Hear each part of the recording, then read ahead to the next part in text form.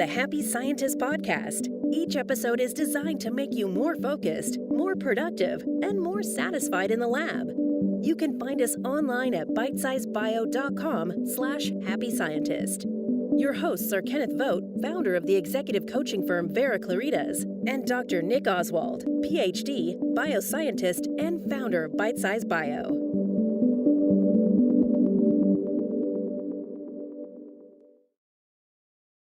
Hello and welcome to another edition of the Happy Scientist podcast. This is the place to be if you want to become a happier, healthier and more productive scientist. I'm Nick Oswald, the founder of bitesizebio.com, and today we are drawing on the wisdom of Mr. Kenneth Vogt, the Bitesize Bio team coach and founder of the executive mentoring company Vera Claritas. Today, and in all other Happy Scientist podcast episodes, you get to benefit from his Yoda-like words of wisdom to help you increase your performance, enjoyment, and success in the lab. Today, we'll be discussing something that you've maybe never managed to spot before. We're talking about how to see your blind spots. So Ken, how do you do that? How can you see something that you can't see? Well, it begins with, first thing we have to acknowledge, everybody's got blind spots. We all agree with that, right? Everybody else especially, they've got blind spots. I know you do. Yeah, and I know you do. But, it's the thing we have to get clear about is, I myself have blind spots. It's just how it is. And this is where it gets more interesting. It's not that hard to admit that you have blind spots until it gets specific. Then it's a matter of but not that one. It's like, well, are you always kind? Well, sure. Well, how about, are you always kind to your spouse? Well, I don't want to talk about that. Well, how about, are you always kind to your kids? Well, I don't know about that. Are you always kind to your grad students? And you can go down the list and people say, well, I'm not always kind, but whenever you want to make it specific, are you kind with strangers? Are you kind with the homeless person on the street? They don't want to look at it, but this is part of what you have to do. The first thing we have to do is admit explicitly that a particular blind spot exists. Until we face a specific blind spot, we're never going to be able to see it. So after that, we can head through some stages of how to deal with it. But it all begins with that acknowledge a blind spot. Now, it might be something that has to do with, that's very specific. Like, I just don't understand something. I see there's a prevalent view right now. I just don't get it. I don't see what all the excitement's about. I don't know why people care. I don't know why I should care. Or why it would matter in my work. So it's up to you to decide, well, what things really matter. After that, you're going to find there's a standard way that we all approach this kind of thing. When you have a blind spot, the first thing after you realize it is you realize how terribly uncomfortable you are. Like, here you are, you've been going along, and all of a sudden you realize, holy cow, I've never understood this. I've never even noticed that mattered. Whatever it may be. Now, this could be something, it could be something, purely emotional, but it could be something very factually based. That could be, very much that is inhibiting your progress as a scientist and as a researcher. Something that you just haven't noticed to look at. And now you're finally going, all this time, this keeps happening. I keep having this problem. What if I looked over here? And, it might be something that you feel is below you to look at. Like, maybe I need to work on the environment being more sterile. Now that sounds, I know that's a very basic thing. But what if you decide to look at that? And that's when you discover certain things that you might not have realized. That's when you're all like, holy cow, how is this? There's this contaminant here, and how did it get there? Now you got something to look at.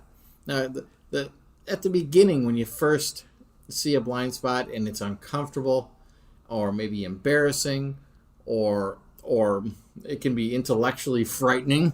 Like, I don't know how I'm going to deal with that. Our natural reaction is to resist. Resistance is something that I'm sure you encounter all the time in others and in yourself. And it gives some evidence of dealing with blind spots. So the first thing you want to look at is, what don't I want to see? And I put it that way because the important part is about the wanting. It isn't that you can't see it.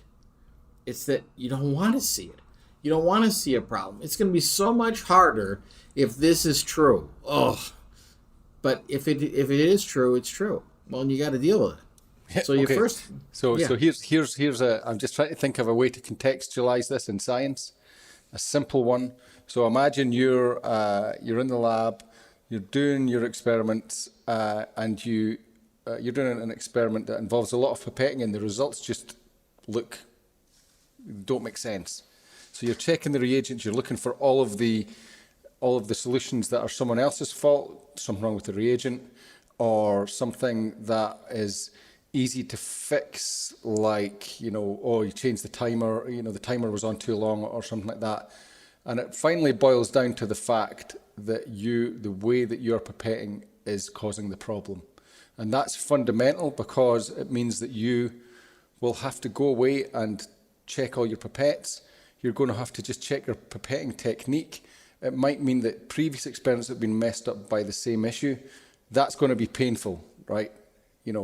So that the quicker you can allow yourself to stop resisting that possibility and deal with it, then the quicker you're going to get back on track. Sure. So, as an aside, if this pipetting problem sounds like a issue you have encountered, you ought to head over to Bitesize Bio. There's a bunch of articles about that over there. There certainly are. So now let's look at this a little different. You know what you don't want to see, but why don't you want to see it? And I think you just gave us a hint of why you might not want to see certain things. It's like, oh man, now I have to get up to speed, or I'm going to have to go through a whole lot of work, or I'm going to have to ask for a whole lot of work to be done to address this. So it doesn't go away just because you don't want to see it. It doesn't go away because you've got a reason to not want to see it. These are excuses behind resistance, and I want to be really blunt here. I'm saying excuses. They're not reasons for resistance. They are excuses for resistance. They're not serving you. They're getting in your way, and they're keeping you from addressing your blind spots. So another question you might ask yourself then is, what may I have to admit? Now that I've seen something here, is there something I have to admit? And the admission might be, I have not got myself fully qualified for this technique, and I need to work on it. So here's one: is you go, yeah, okay. So I kind of skipped over pipetting because I so many people. Well, I don't know. I'm not going to talk for anyone else. I'm going to. I kind of skipped over the basics of pipetting because it's easy. That's the fundamentals. I'm clever. Why should I have to sit and figure out and test myself on something so menial? I just go straight into the meat of the experiment. I never take the time to clean my pipettes and calibrate them and so on. And I thought I could get away with it. Even I know that sounds bad, but that's the thing about it. You may find when you're going to have to admit that you're doing some things that even look bad to somebody who's not a scientist. So, but here's the thing. If it looks bad, because it is bad, well, you need to know. You need to take notice of it, and you need to admit it. And I'm not saying you gotta get on a soapbox and tell everybody how bad you suck at this. It's a matter of admitting to yourself. It's not like you have to be browbeat about this. It's just when you recognize that there's something that you need to work on, something you're failing at, something you're inadequate at, by all means admit it to yourself.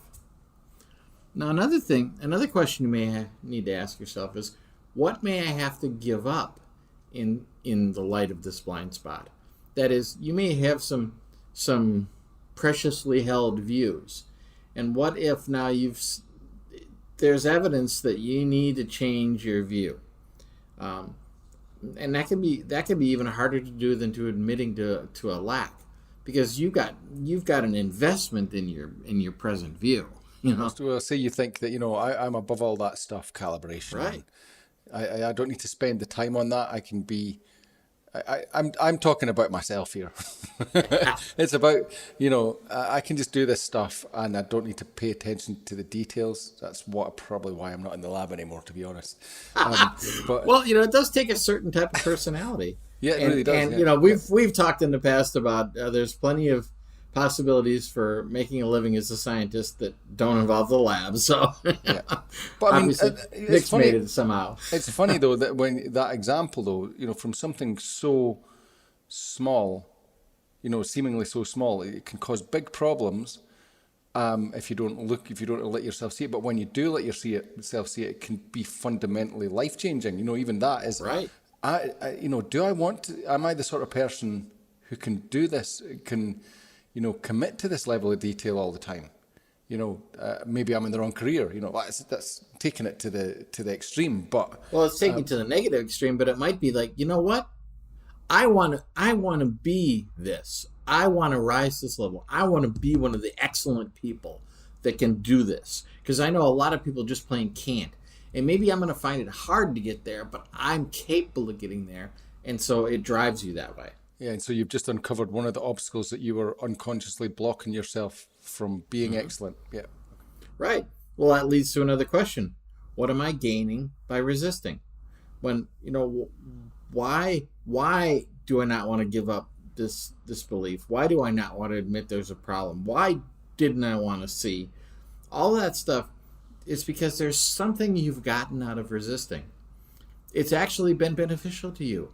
So don't be too hard on yourself that you've been resistant of something, because there is some benefit. Yeah, maybe the benefit is just I don't have to work that hard, or I don't have to think that hard. Absolutely, yeah.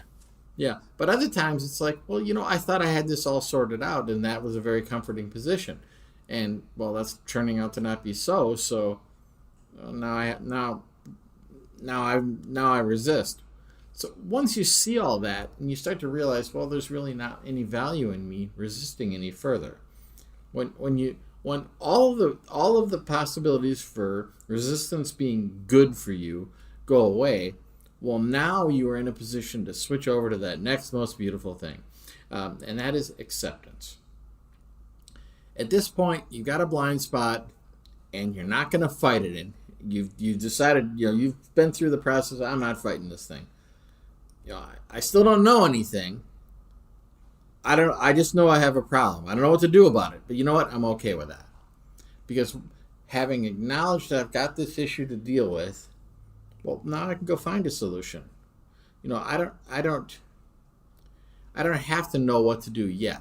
What I have learned, though, is now I know I don't know something.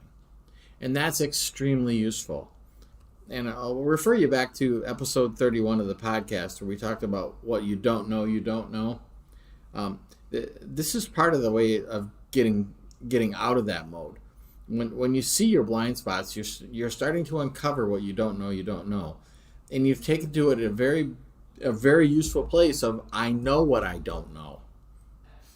So the other thing about this is, now that you've realized there's something you don't know, you can get all fixated about the monumental amount of stuff that you don't know. And it can be, you can get down on yourself, but you're not the sum of your voids. That's not who you are. So don't worry about the things you don't know. There's always going to be stuff you don't know. And there's going to be important things you don't know. And the fact is that there being important things you don't know is what has driven science from the beginning. And it's that draw to find those things that you don't know, to fill those voids. And that's what acceptance will do for you. And obviously, acceptance is way better than resistance. Resistance is giving you limited value. It's one of those, a different angle on that sort of idea of you have to be comfortable being uncomfortable if you want to expand. Yeah, because and one way to look at that is what you're looking for is your blind spots and how to fix them. Well, now you got another article you brought up to mind that I'll have to put in the show notes. Oh, sorry. Okay. It's about it's an article I believe it was entitled "There's No Such Thing as a Comfort Zone." This is a manufactured notion of what we think we're comfortable with, because other people are comfortable with things we're not comfortable with. Well, obviously it's possible, so we can go there.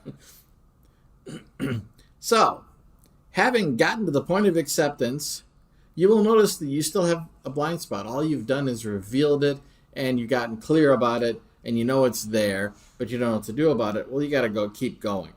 And for that, you got to move to a place that I'm gonna label post-acceptance. At post-acceptance, you choose discovery. I'm out there looking for the solution to this. Now, in some cases, it's just blocking and tackling, as it were.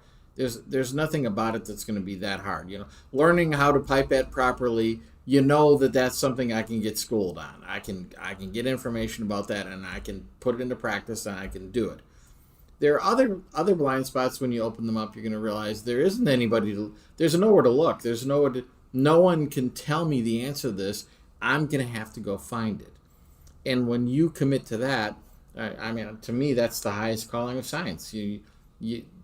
That's been something science has done better than any other endeavor in human existence, in my mind. So, discovery is the place to be. Now, like we talked about earlier with resistance, or where you were getting some gains from resisting, now is the time to really dig into, all right, well, how do I replace those gains from my former resistance? Because those gains obviously mattered to you. So you're going to need to find a way to replace those. And sometimes in filling your blind spots, that's a good place to start.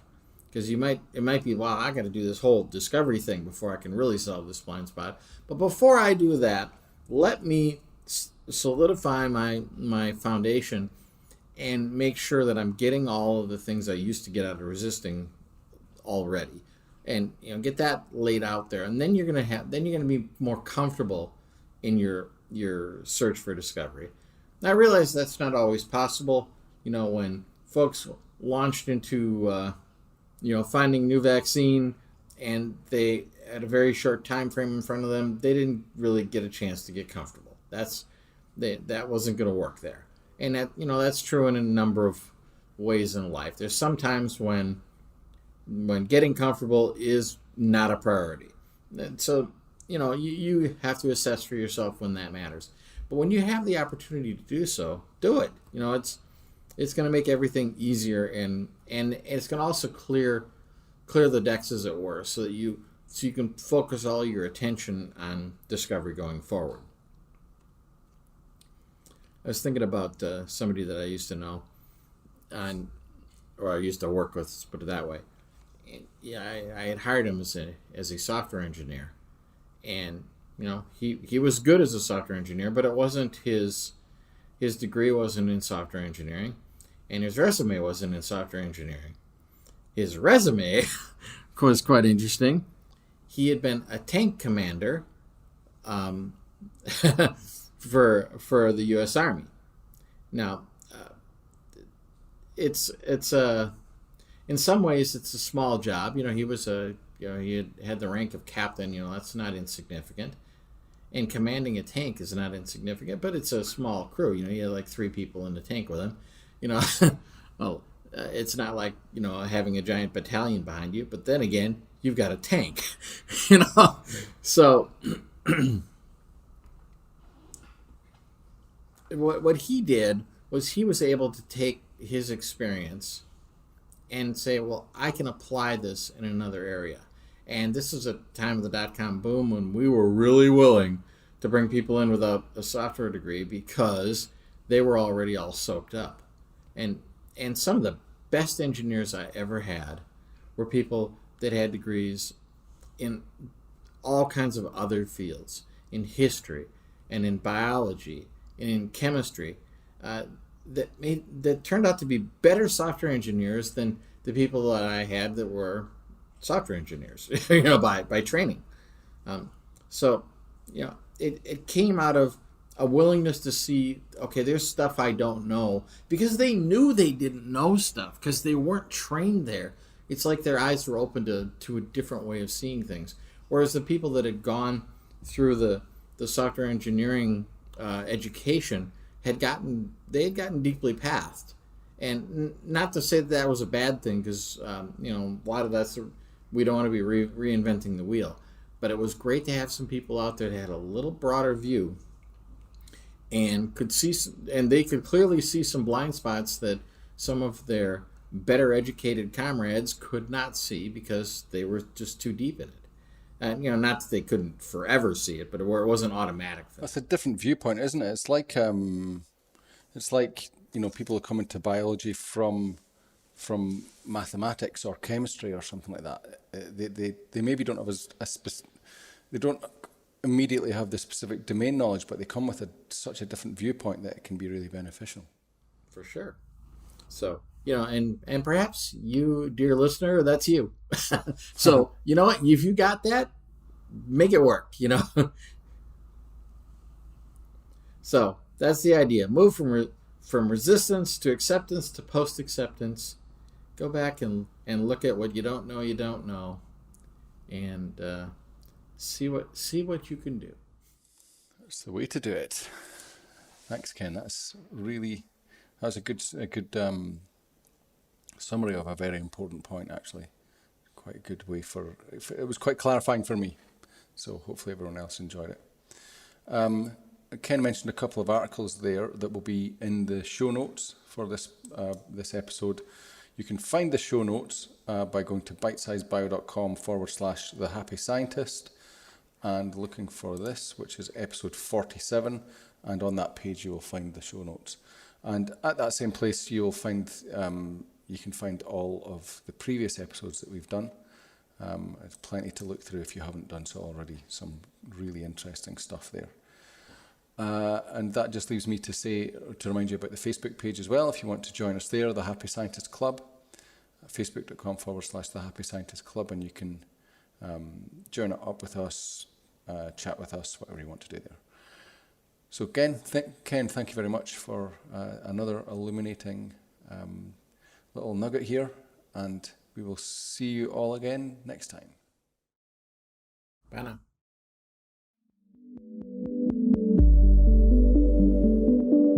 The Happy Scientist is brought to you by Bitesize Bio, your mentor in the lab.